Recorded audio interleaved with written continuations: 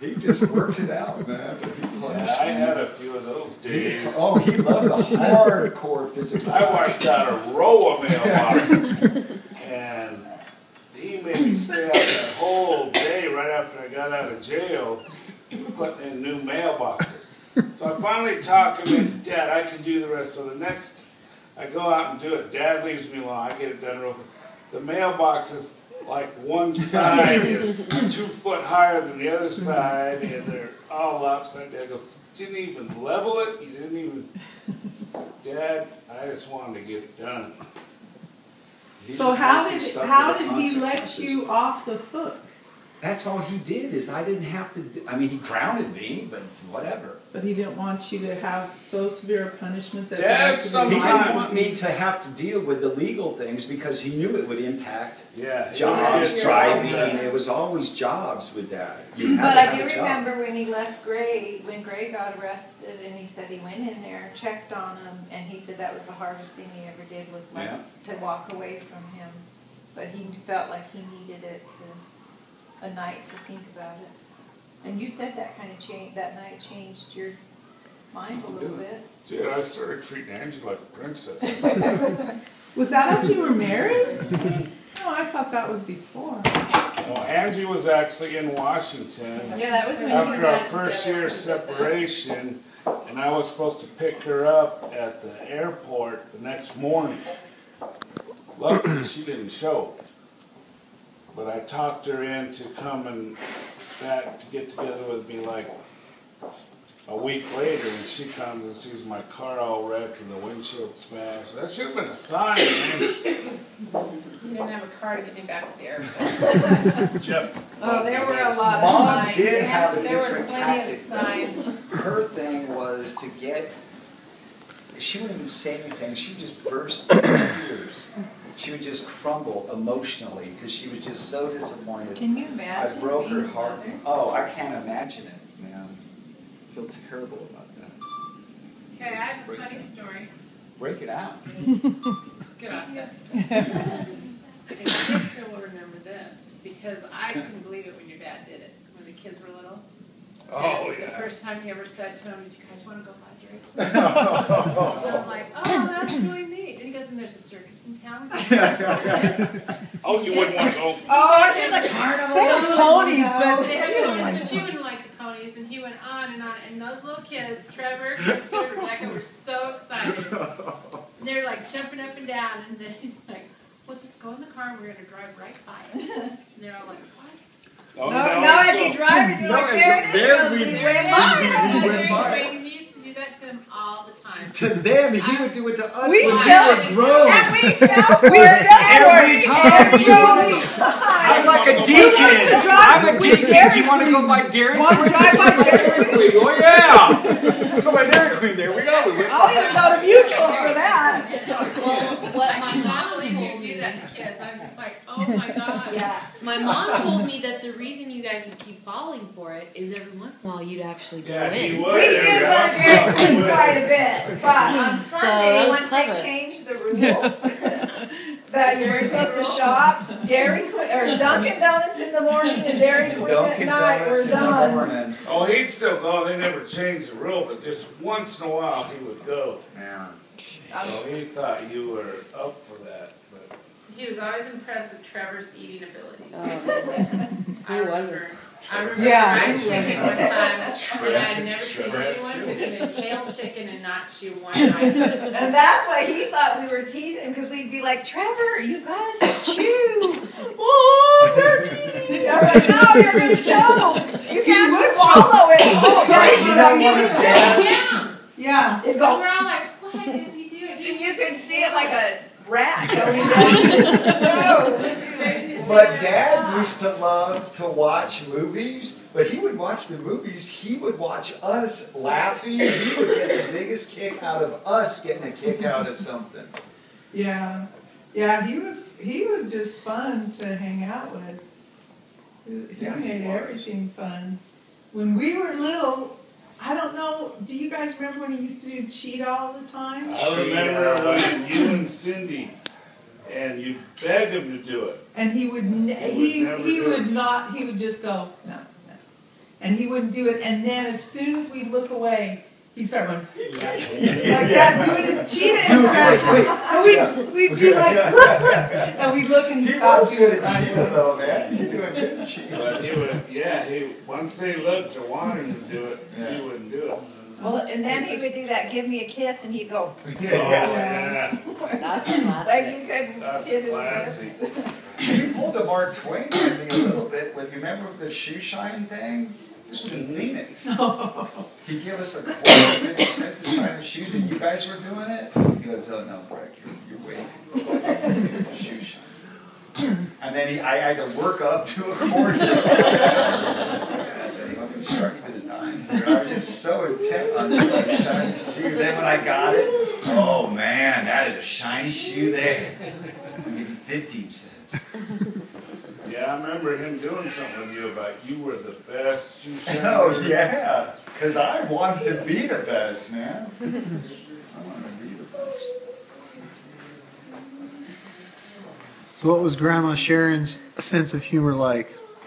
She Laughs was. at everything Dad said. Yeah, she would just laugh. She would She just. was But she hilarious. got all his humor because Dad's humor, you had to be You had to be smart. on the nose. Yeah. Yeah, but I remember your mom laughing at all, Yes, at true. all you guys. I mean, She had a good sense of she humor. was a Great sense of humor. Appreciated. She wasn't funny. She had a good sense of humor, but she would just silently laugh. Which has been passed down.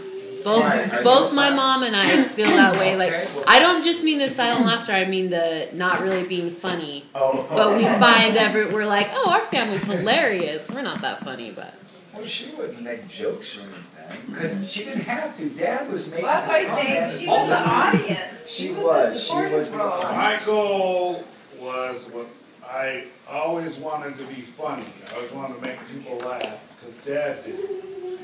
But my goal was to make Dad laugh hard, and I did it like a couple times where he laughed really good at something I come up with. Well, do you remember the story that I told before about when your dad made me laugh really hard?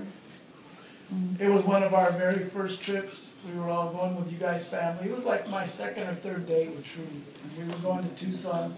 And he's driving up there and he's telling this joke and he goes, yeah, there were these guys golfing. One of them was a Mexican. They were on the back nine. And this is being taped. It's about Grandpa. She does have a sense of humor. She does. Just recounting Wait, stories.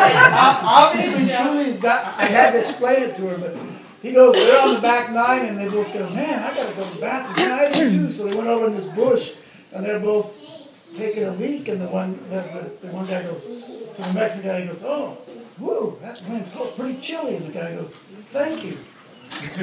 And I started dying laughing. I couldn't even talk. He was going, what did he say? What was funny? I asked you what it meant when you told him. I know, it's not that funny of a joke. I couldn't It's even, funny. I could not quit. I laughed for at least 2 minutes. I couldn't Because it's so stop. unexpected coming Yeah. from Dad. For one thing, he's telling it in the van, right? Exactly. Oh, remember The man Dad's that eulogies at the funerals when he would give those eulogies and tell Papa his stories? T's was, I was like, whoa, I didn't know that. I didn't know we could say those words in church. And when he did it for Howard, and he told those stories, and some people would have been, I don't know what the word is, like it wasn't your typical funeral story, but the people that were close to Howard thought, just loved it because it was so true and so real to That's who he where I really got was. my technique from. Yeah, Gray had the ultimate line at Dad's funeral, don't mourn for us, mourn for Matchies and Dairy Queen. Tachos. Then I talked about being goosed in there. yeah.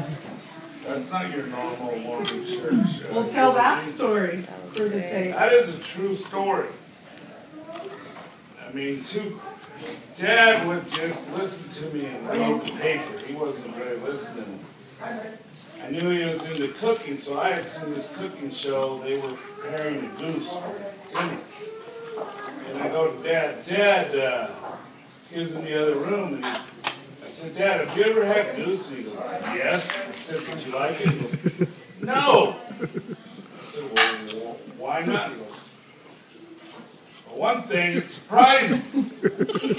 So, what was so surprising about it? He goes, some guy's sticking up behind me, sticking their finger in my butt. That ought to surprise you. Why, you like it? I said, no, I'm talking about eating a goose. He goes, oh, yeah, I've had that. They can be good.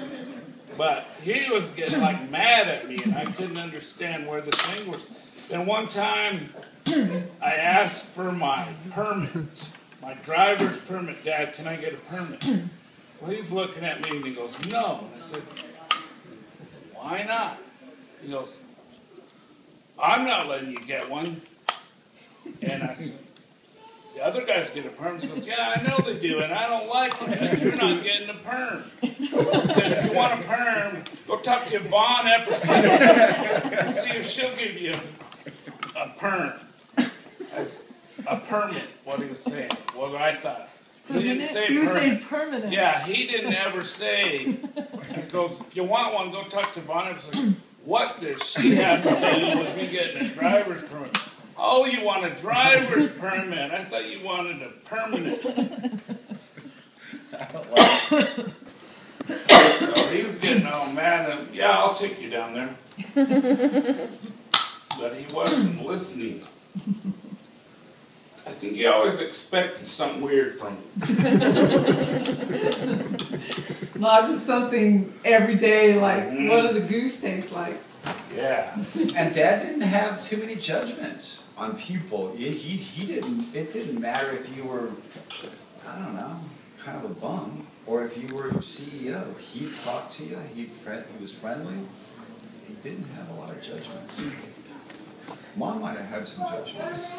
Mom was pretty. Yeah, She was open to everybody, but she had her things. This is the way it should be. This is. Yeah. You know. Mom did not like you using the dryer if you weren't a blood relative. What? Angie, we lived there, and Mom would hang everything out. Angie didn't know she used to put the clothes in the dryer, and Mom got mad. Oh, like. Angie, yeah. Why'd she get mad about that? I don't know, because she figured Angie should be hanging them on the clothes. There was a bunch of cloth diapers, and I didn't know the rules. And I was like, she came home. We didn't know the rules because we never did laundry. She came unglued for me using that dryer, and I was like for saving I needed money. diapers. I'm sorry, you know. I was like, I didn't know I couldn't use the dryer. Well, I came home like and it. Angie's like crying. She's upset. Mom was like angry at her. That's really So weird. I went to Mom, you know, me and her always had a relationship where we tried to want it. I said, you know what, Mom, we're out of here and you're never going to see your grandkids again. You can't treat your mom though. Use the dryer all the time. And anyway, so she apologized to me, but I don't think she ever did to Angie. Like, she would get real jealous because Angie's mom would send brand new dress almost every week for the kids to wear to church and stuff. That's exaggeration.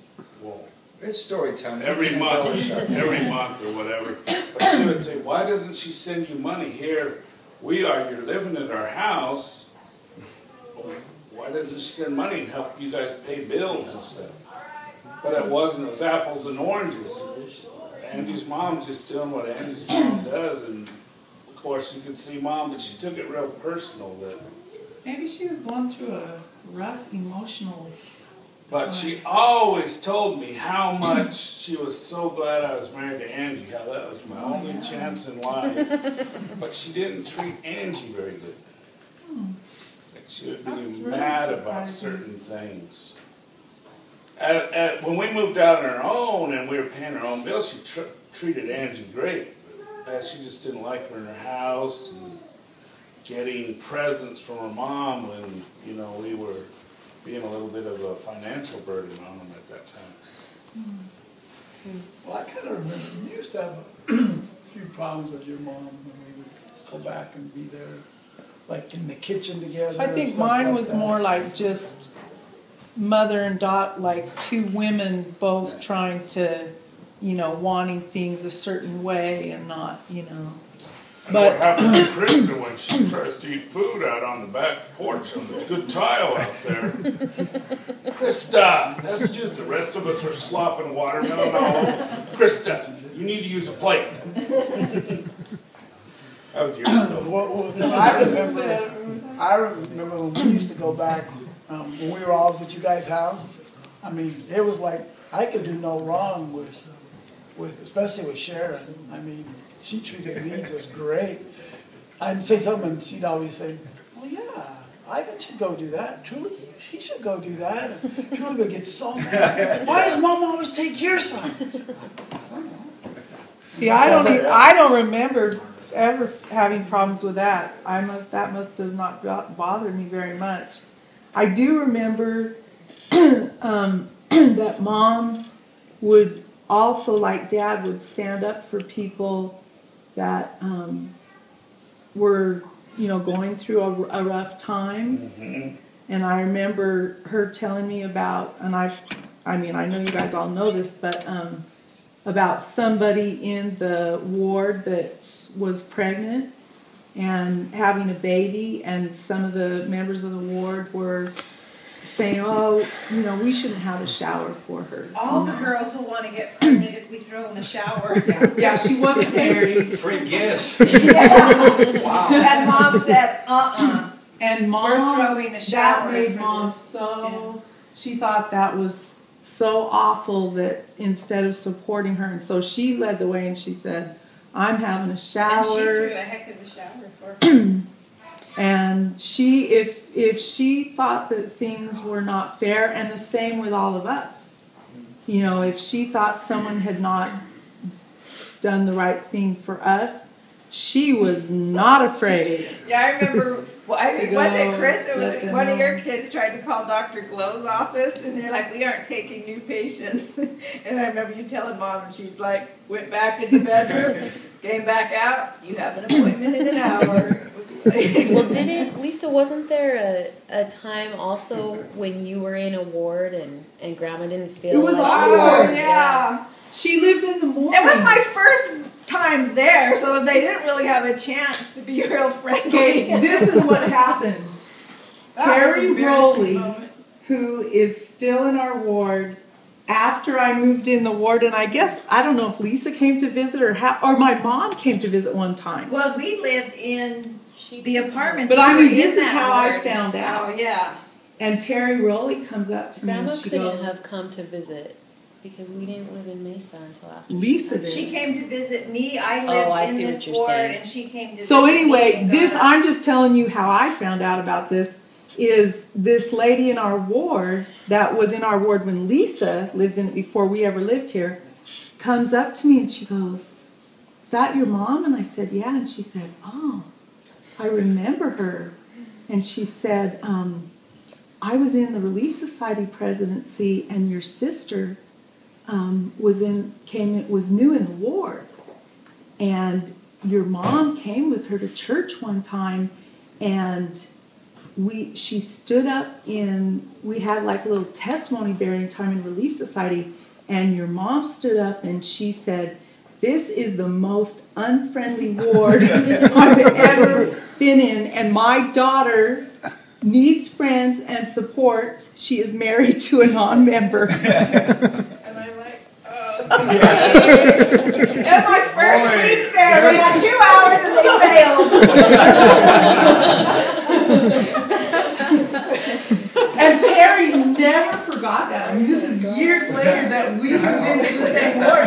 And she remembered my mom, and she wasn't upset or anything, but Terry said, yeah, I remember, because we always tried to make it a point to make everyone feel really welcome. And we thought, oh, how did we miss her? How did we not do that? Although all those young ladies idolized Mom. Oh, in yeah. Sierra Vista, they She was thought great. Chuck Kennedy named his daughter, his wife, Wendy, named their daughter Sharon. Oh, really? Yes, because of Mom. No, like when she was in Young Women's. Yeah, she was like idol. All the youth loved her. I mean, she was so nice and so warm and friendly and everything. The only time when she would like say stuff like that as if it was in defense of. Yeah. You mess with her children. No, she wouldn't play that. No, But Uncle she- Bill said she was the Boss most came out. beautiful woman ever. You know, in her prime in U of A, she was, you didn't mess with her. And Dad, major stud, man. Some of those pictures when he I was saw a young kid. picture of him and I was like, who No, is he's that? Hollywood. And Mom's like, that's your dad. And I'm like, he's cute. She's like, well, what did you think? I think I would marry Yeah, what someone did who you wasn't. think I would marry? That's what Angie's always saying. Yeah, you embarrass me sometimes. I remember Mom said that Papa Teak never liked any of her boyfriends, and I'm sure she had a bunch of them, but he liked Dad. Yeah, did you ever hear about his test, how he could like someone? How he always left the bathroom door open when he was in there. Wasn't all the way open, but he's on the john and Dad walks in, he had to use the bathroom to see his Papa Teak, goes, oh, hey. He shuts the door. He didn't make a fuss or, oh, I'm so sorry. I said, Papa And that Teak could liked shock a man. Normal man might have some reaction. Oh, I thought Teek's way of proving was giving you a plate of spaghetti this evening. Or you just ask Mark Bonine what it's like to wake up in the morning and see a 350-pound Papa Teak Make a man doing vacuuming laundry. with no pants on. He I had mean, no his t-shirt on. underwear, He had a nothing. t-shirt. Yeah, t-shirt, just a t-shirt, vacuuming. Then he left the vacuum runner and he told him to get the hallway. Mind you, this is the first time Mark's ever met them, and me and Vance are out in the back. He wouldn't mess with us, but Mark goes, those boys sleep all day. You need to get the hallway. Well, the first time Papa Teak met my Mark, you know, when he was framing, he had real blonde hair, and he's like, you bleach your hair, boy? Mark had never forgotten that. You bring up Papa Teak, and that's what he says. Well, Everybody liked Dad, man.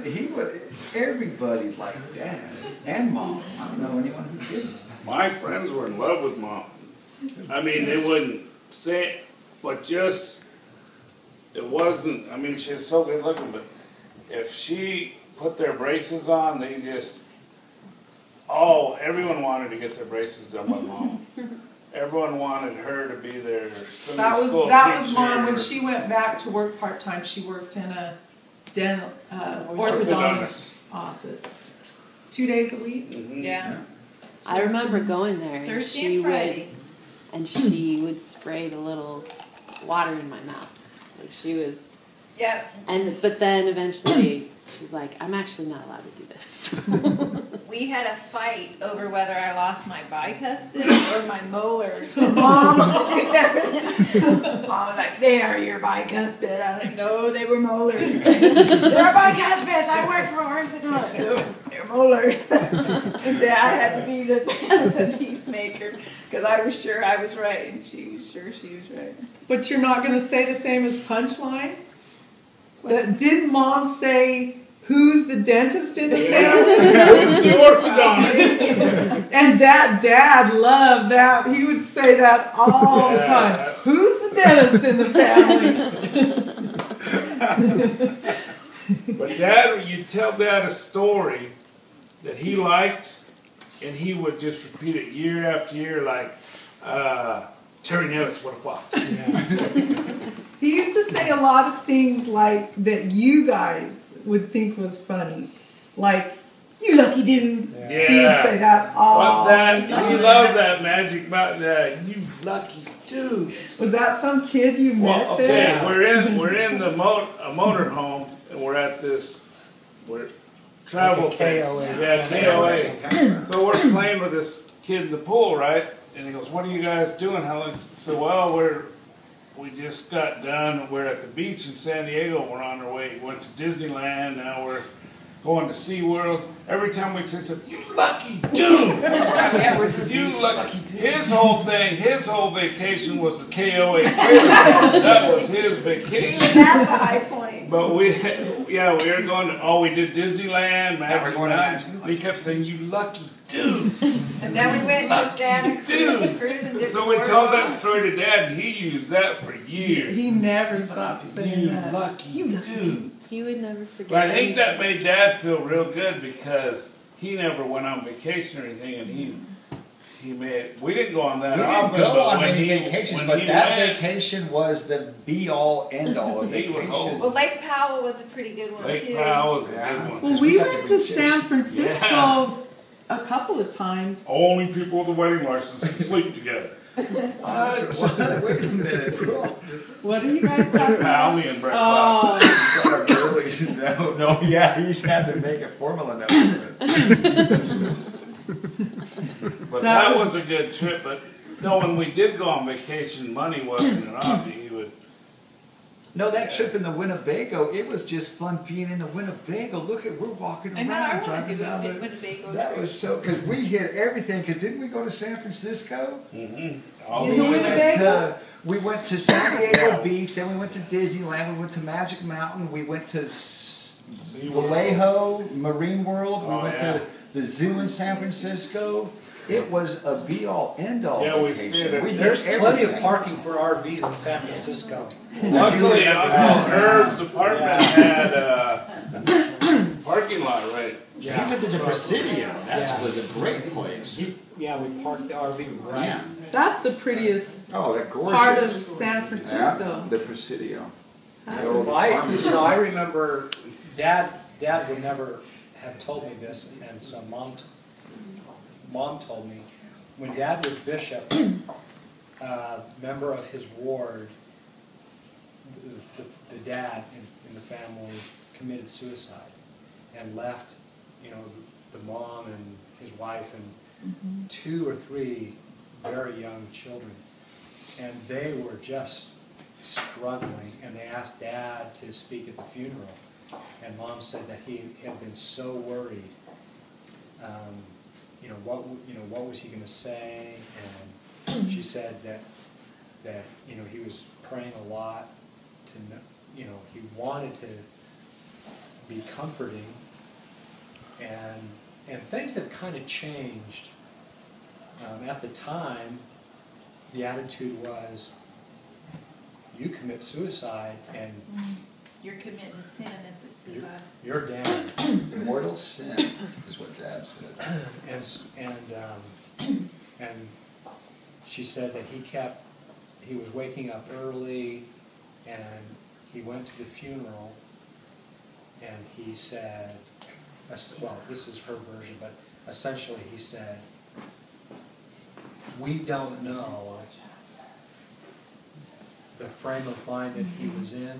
We don't know exactly what he was thinking. We can't judge whether he was even responsible for his actions. And the wife and his parents came up to him and they said, that is the first bit of comfort that we have felt in this whole thing. And shortly after that, in the Ensign, an article came out and said almost the exact same thing. And I've always reflected back on that, and because Dad would be the first one to question how spiritual he was, and He did. he would say that he wasn't. He wasn't a scriptorian. Yeah, but he was very caring for others, and especially like others have mentioned, when someone was struggling or was the underdog, boy, he knew how to. And he had a gift for compassion. Yeah. He would just feel for people and just give you just say something to you, and you could just tell he was feeling your pain, or he was He could understanding what you were going understand through. what their daily life was like. And he When cared. the Staples, when their daughter, about 8 years old, Marion. Marion died, Dad was the home teacher. And I don't know how he thought of it, but he went and he planted a tree in their yard. And they told me years after that it was comforting to them to see how this tree had grown and He didn't skimp on the fertilizer either. No, That was yeah. a huge hole. I don't think he was their home teacher though. I think he just did it. Was he the No. bishop, maybe? I don't think he was bishop, but I thought he was anyway. He could be, but I thought he just did it. Yeah, but again, I was just impressed. How do you think of that? Well, But it was Cassidy's the wedding, right they said they didn't want to sell that house Yeah. because of that tree. Yeah, They were real conflicted about whether to move, and the only reason was because of that tree. And it was with Dad or Mom, but particularly Dad, when I was feeling really low and all this stuff, or at anything, if Dad was in your corner, you knew Yeah. it was covered. And when Dad it was taken told, care when of. your worst time of your life, Dad would tell you the future. He would lay it down. Hey, here's your choice. You can do this, and this will happen. You can do this and this, this. You didn't doubt whether he was right. It guaranteed it would work one way or But the he other. had a How way he of not said. judging you. It was Yeah, just it was lay it not out. judgmental. It was just lay it out. Well, that was Because the this is gonna wonderful happen. thing is, it was the perfect, for me, it was the perfect parenting. It was, you're free to choose. Yeah. You're pretty I'm cheap. not going to make you, but these are the consequences if I'd you advise choose you this. not to choose that way. Yeah. If you drive with Sue Ellen, you're gonna get in a wreck. Where Sue Ellen Where in Mom was shameless in her manipulation. Yeah, Mom was Shameless. Mom had a different tip. Oh my goodness, she would resort to anything to get what she wanted. but always her motivation. Always was, love, she's Yeah. coming from love, but man, she was ruthless. I She would resort to anything to get what she wanted, and she got what she wanted. one of the things that another thing about We moved, Dad that I'm from impressed by Quail is Run on a 1-5 boat. Breck and Gray at when Dad passed away, and we were just talking about things, they said, he never said, "I told you so." He never, I don't care how many times you did it. I mean, he would plan, and it would just be like ground one. Okay, this is how we're gonna fix it. You didn't change your life. You messed up again. You'd be right back there with you. No, it was Okay, just, this let's is how move we're- forward, yeah, let's this move is forward what from we're here. gonna do. This is what happened, let's move forward, this is what we're gonna do. A couple of times though, and I can't recall them, but what he told me, I said, I just had to go the other way. And I got away with it, against his whatever. Again, I can't recall the specifics, but I used to test him on everything. You said you'd never test him. No way. I just would have to see if I If could Dad get told away. me something was going to happen, he told me, my friend Merlin, you guys all remember Merlin, do you Yeah. remember? No, he was an easy example. He was a problem. And Now he even was- I listened to that one. I doubt that. He was a good guy when he was younger, and then he got into trouble later on. And when I came back from BYU, he came over to see me, and I was talking to him, and I guess he had stolen something. I can't remember what it was, car parts or something. And so Dad came and talked to me, and once again, he didn't say you can't see Merlin, or don't see him again, or I don't want to see you with him. It was, I don't think it's wise for you to be hanging out with him. And he didn't really go into that much detail, but he just said, that's not a good idea. And I kind of went, well, he's my friend. I don't want to. But Dad just pretty much told me it's not a good idea. And I felt kind of bad about it, but I just felt like, I'm not going to. There's a good reason, it's just like you just knew that he knew so much. He knew what he was talking about and everything. Access to arrest reports. Well, not only that, but even after that time, do you know how many innocent guys that he took down, Merlin took down, because he was such a charismatic guy that people wanted to be their friends. The become their friend, and they went to prison. Remember that Palmer guy? I used to work construction with him. Parmalee. Oh, Matt. really? It wasn't Matt. Matt was one of the twins. Anyway, he was a real good guy. He got in with Merlin. He didn't have too many friends. Next thing you know, he's in jail because Merlin talked him into doing stuff. Well, you told, Dad would do a lot of things and he wouldn't tell anybody. You talked about he's giving braces away. Yeah, he told me that. That You he pay would, for people to get braces. well, people that were they were really smart in school and doing good, but they're poor. Well, he'd pay for them to get braces because he goes, I don't care how smart you are, people aren't going to give you a fair shake if your teeth are messed up. They're always going to think you're Low class or unintelligent. something. Yeah. So these people, he would fix their teeth. He had a deal worked out with the orthodontist mom worked for, and they would, I assume, have a much better shaking thing. But he understood that. This is something interesting Dad told me. This is talking to me with the learning difficulties and every time, the learning disability.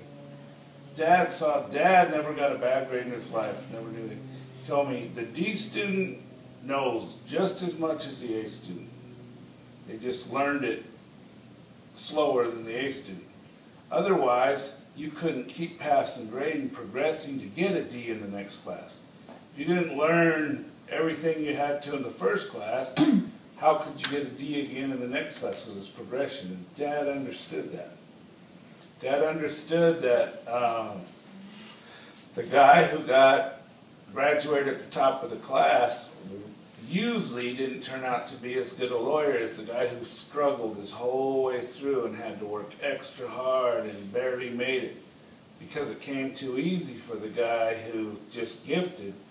But the guy who really understood it is the guy who kept having to redo it over and over again and failed a couple times and tried again.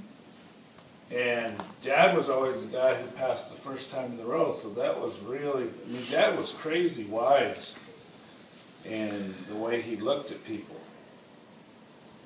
He was unpredictable in his thinking. Yeah, he was. Bill said he was a wild man in his younger days. Wild man.